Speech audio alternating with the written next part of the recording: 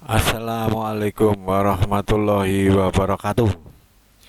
Kita bertemu kembali anak-anak ya. Pada kesempatan ini kita akan membahas tentang tumbuhan paku, paku-pakuan ya. Mungkin kalian sudah sering melihat tanaman ini ya. Ini salah satu contoh tanaman paku-pakuan yang banyak di kebun atau biasanya juga dibikin tanaman sama rumah-rumah ya. Oke, selanjutnya sebelum kita mendalami tentang bagaimana dia berkembang atau perkembangbiakannya, kita teorinya begini dulu ya. Perkembangan tumbuhan paku, perkembangbiakan tumbuhan paku, karena perkembangan itu beda dengan perkembangbiakan ya. Perkembangbiakan itu artinya perbanyakan, memperbanyak diri dengan tumbuhan paku.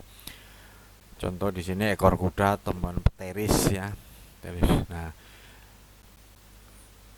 tumbuhan paku itu berkembang dengan dua cara ya. Pertama vegetatif, yang kedua adalah generatif. Vegetatif itu adalah membentuk rizome ya. Rizoma itu adalah tubuhnya yang bisa menghasilkan tunas. Jadi dari tubuhnya menghasilkan tunas, itu namanya rizom. Terus cara generatif itu membentuk sel kelamin ya. Bagaimana prosesnya? Yang pertama, kita masih ingat apa itu kotak spora atau biasa disebut ya kotak spora itu. Kotak spora itu disebut apa? Sporangium ya. Disebut sporangium. Ini kotak spora ini disebut sporangium. Nah, pada saatnya nanti dia akan kering dan pecah mengeluarkan spora. Nah, spora ini nanti kalau pada tempat yang cocok ya, cocok itu artinya ya lembab. Lembab bukan berair ya, tapi lembab. Jadi tidak ada airnya, cukup basah, basah lah gitu. Basah selalu dan tidak terlalu panas itu biasanya akan membentuk disebut protalium.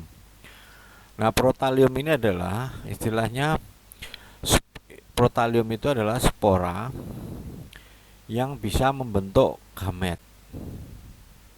Nah, gitu untuk berkembang biak nanti. Jadi protalium adalah spora yang bisa membentuk gamet. Apa yang terjadi dari protalium ini adalah pertama antheridium itu menghasilkan sperma berflagel. Flagel itu istilahnya kayak belalai ya, yang sifatnya bisa bergerak dia, menggerakkan diri gitu. Terus yang kedua archegonium menghasilkan sel telur.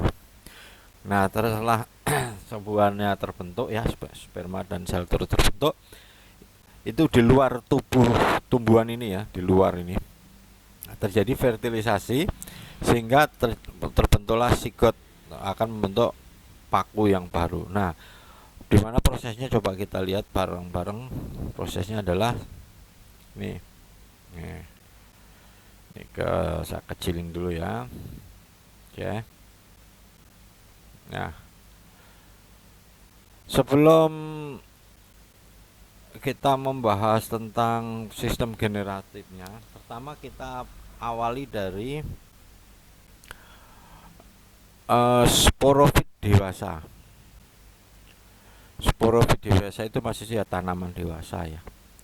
Tanaman dewasa itu ya cuma seperti ini nih ya, seperti apa tuh, batangnya seperti ini, tapi batang sebenarnya ini cabang batang daunnya aja nih, tangkai daun aja ini. Nah, di dalam tangkai daun di bawah daun ini akan ada namanya yang disebut sorus. Sorus itu bentuknya seperti apa? Coba kita lihat sorus. Nah, sorus nih. Ini sorus. Ya. Sorus ini biasanya terbentuk di belakang daun ini. Di belakang daun. Nih. Di sini ini ada, di sini ada, jadi ada ini juga ada nih. Ini ada sorus. Kadang-kadang ada juga di batang daunnya nih, tulang daunnya ini. Ini bentuknya ini sorus nih. Ya, ini sorus.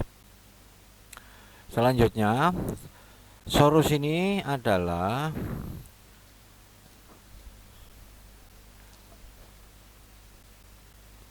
bahan spora yang bisa membentuk spora pada sporangium. Jadi sorus itu berada pada membentuk banyak sporangium yang nanti akan membentuk spora secara meiosis ya. Secara meiosis. Nah, sorus ini spora ini nanti lama-lama kering, otomatis dia akan pecah dengan sendirinya.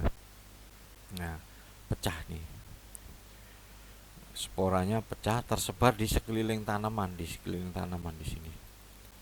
Ya, di sekeliling ini akan tersebar dia. Nah, spora ini uniknya spora ini membentuk apa yang disebut dengan protalium. Jadi spora bukan langsung tumbuh jadi makhluk hidup gitu ya, tapi dia membentuk namanya protalium dulu. Makanya protalium ini sendiri artinya apa berarti? Protalium ini adalah spora yang bisa membentuk gamet. Gamet itu apa sih? Alat kelamin. Nah, protalium 4 yang cocok akan membentuk rhizoid dulu ya, rhizoid. Nah, di rhizoid ini akan terbentuklah antheridium sperma, archegonium sel telur. Nah, terjadilah ini, makanya berflagel nih akan masuk ke sini, terjadilah fertilisasi atau pembuahan, akan terbentuk zigot calon tanaman. Setelah zigot berkembang akan menjadi sporofit muda atau tanaman muda. Selanjutnya ya dengan perkembangan yang tidak ada kendala di lingkungannya akan membentuk tanaman dewasa. Nah, di sini mulai yang disebut, inilah yang disebut dengan perkembangbiakan secara generatif di sini. Dari rhizoid sampai ke zigot itu ya. Nah, selanjutnya di sini akan terjadi proses perkembangbiakan secara vegetatif dengan membentuk tunas. Ini ya, tunas. Dengan tunas dia juga akan memperbanyak diri juga ini ya. Nah, tunas ini nanti lama-lama besar juga akan membentuk sorus begitu terus. Demikian seterusnya terjadinya tanaman paku secara alamiah. Saya kira cukup sekian untuk pelajaran ini. Semoga kalian tetap semangat dan tugasnya adalah memahami, menghafalkan dan mengingat istilah-istilah yang penting, umpamanya sorus, sporangium, terus protalium, ya kan, antheridium itu menghasilkan apa, archegonium menghasilkan apa. Kalau zigot sudah tahu ya, fertilisasi juga sudah tahu. Ya, itu tugas kamu, jadi merangkum itu. Mudah-mudahan tetap semangat ya. Sampai di sini dulu, saya ucapkan terima kasih atas perhatiannya.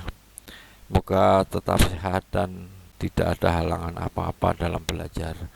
Terima kasih. Assalamualaikum warahmatullahi wabarakatuh.